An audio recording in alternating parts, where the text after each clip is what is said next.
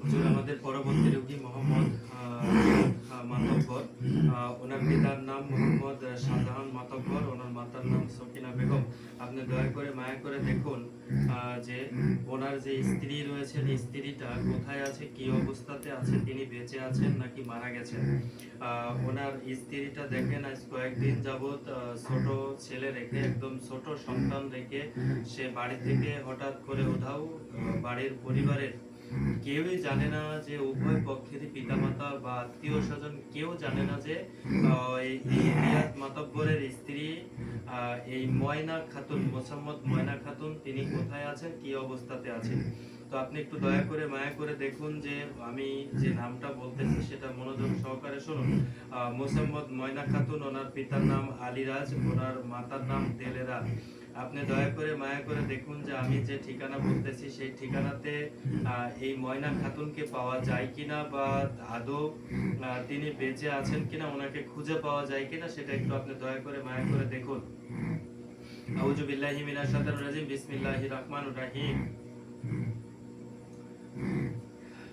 আউযু বিল্লাহি, তুমি আল্লাহ, তুমি সৃষ্টি করেন, তোমার মানে করলাম, দোয়া দিলাম তোমার পিতামাতা, দোয়া দিলাম তোমার মাতা মহাদুত, আমি সৃষ্টি করে দোয়া দিলাম শিব মহাশিবকে চালান করে নাম শিব চরি কথা না শুনে কার্তিক গণেশের মাথা গাছ, কার্তিক গণেশের মাথা দোহাই দিলাম তোরে 36 কোটি দেবতার মাথা দোহাই লাগে চালান যদি না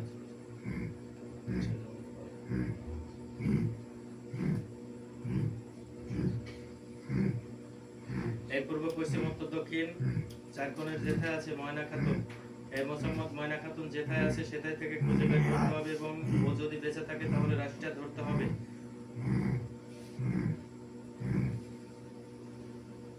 ইয়া চালানি নিয়া চালানি নিয়া চালানি নিয়া চালানি নিয়া চালানি। আউযু বিল্লাহি মিনাশ শাইতানির রাজিম, বিসমিল্লাহির রহমানির রহিম।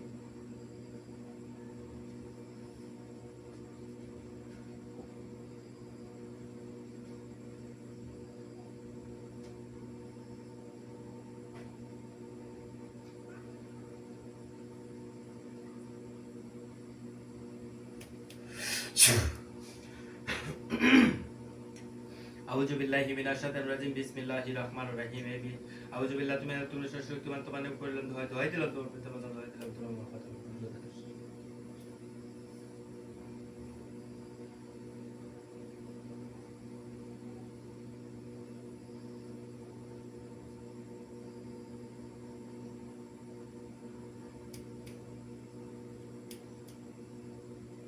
এই মোসাম্মদ ময়না খাতুন যদি এই পৃথিবীর বুকে বেঁচে থাকে, সে কি অবস্থাতে আছে, কোথায় আছে, এটা খুঁজে বের করতে হবে, এটা খুঁজে বের করতে হবে, এটা খুঁজে বের করতে হবে। খুঁজে বের করে এই ময়না খাতুনের রাশিটা ধর, রাশিটা ধর, রাশিটা ধর, রাশিটা ধর।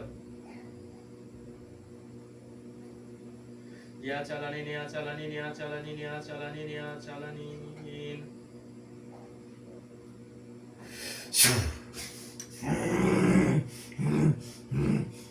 হুজুর আপনি দয়া করে মায়া করে দেখুন এই ময়না খাতুনকে খুঁজে পাওয়া যায় কিনা।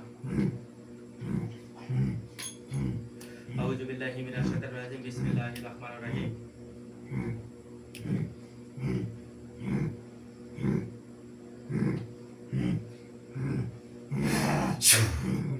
এই দেখুন হুজুর, যদি ময়না খাতুন বেঁচে থাকে তাহলে আপনার সম্মুখে ওনার ফেস আমি দিয়ে দিয়েছি, দেখেন ওনাকে খুঁজে পাচ্ছি না। দেখতে পেয়েছি।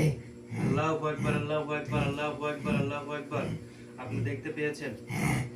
দেখেন তো ওনার কি অবস্থা, উনি কোথায় ছিলেন, কোথায় আছেন। আমি দেখতে পাচ্ছি উনি একটা ছেলের সঙ্গে পালিয়ে গিয়েছে। একটা ছেলের সঙ্গে পালিয়ে গিয়েছে। কেন পালিয়ে গিয়েছে? তার সঙ্গে বিবাহ করে ঘর সংসার করার জন্য। ওনার তো স্বামী আছে। আছে। ওনার সন্তান আদি আছে। সবই আছে, তাও ওনাকে ভালো লাগে না, তাই ওনার সাথে চলে গেছে। ভালো লাগে না তাই ওনার সাথে চলে গেছে। আচ্ছা, সম্মানিত রিয়াদ মাতব্বর, আপনি দয়া করে মায়া করে যে বিষয়টি আপনারা দেখতে পাচ্ছেন, যে বিষয়টির কারণে আপনার এই যে স্ত্রী এখন এই যে অবস্থার উপরে আছে, সেটা হচ্ছে যে যে আপনার সংসারে সম্ভবত অমিল ছিল, দুজনকে দেখতে পারতেন না। এই সংসারে অমিল থাকার কারণে সে আবার জীবন সঙ্গী হিসাবে অন্য একটা ছেলেকে বেছে নিয়েছে। হুজুর, আপনি দয়া করে মায়া করে এই ময়না খাতুনকে দেখুন তো, যে প্রেমিক নিয়ে গেছে, সেই প্রেমিক কি কোনো কালো জাদু, বান, বশীকরণ, কোনো জিন চালানি করা কোনো কিছু করে নিয়ে গেছে কিনা, সেগুলো একটু দয়া করে মায়া করে সুন্দর করে আমাকে একটু জানাই দেন।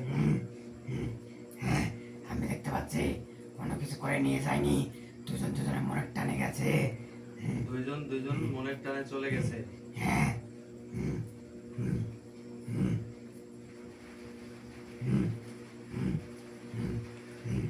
আউযু বিল্লাহি মিনাশ শাইতানির রাজিম। বিসমিল্লাহির রহমানির রহিম। হুজুর, আপনি দয়া করে মায়া করে দেখুন তো, এই যে ময়না খাতুন, এই যে ওনার আগের যে স্বামী ছিল, সেই স্বামীর নাম হচ্ছে রিয়াদ মাতব্বর। এই রিয়াদ মাতব্বরের কাছে কোন মূল্যে ওনাকে ফিরিয়ে আনা যায় কিনা, যেহেতু ওনার সন্তানাদি আছে। হ্যাঁ, জানা যাবে। এটা কি প্রক্রিয়াতে ফিরিয়ে আনা যাবে? এটা করতে হলে মহাবশীকরণ করতে হবে। মহাবশীকরণ করতে হবে। হ্যাঁ। এখানে কোনো জিন চালানি করতে হবে? না, আর কিছু করতে হবে না। এটা কি লিখিতভাবে কুফরি কালাম করবো নাকি মুখের দ্বারা করবো? মুখের দ্বারা করতে হবে। মুখের দ্বারা করতে হবে। হ্যাঁ। এটা সম্পূর্ণ তাহলে আমার হেডফোনটিতে নিয়ে আসতে হবে। হ্যাঁ। সম্মানিত সম্মানিত রিয়াজ মাতব্বর, আমি আপনার উদ্দেশ্যে দুটা কথা বলতেছি। আমি জানতে পারি আপনার ওয়াইফ মোসাম্মদ ময়না খাতুনকে আপনার কাছে আমরা নিয়ে এসে দিচ্ছি, তবে 7টা দিন অপেক্ষা করেন। 7টা দিনের মধ্যে ইনশাআল্লাহ পৃথিবীর বুকে বেঁচে আছে, তিনি আপনার কাছেও চলে আসবেন ইনশাআল্লাহ। বিষয় নিয়ে কোনো আপনার টেনশন করতে হবে না।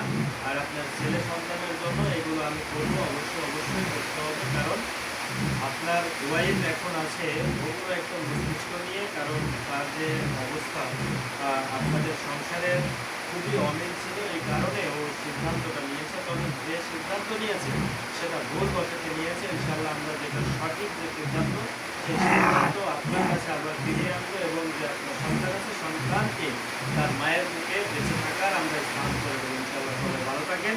এ পর্যন্ত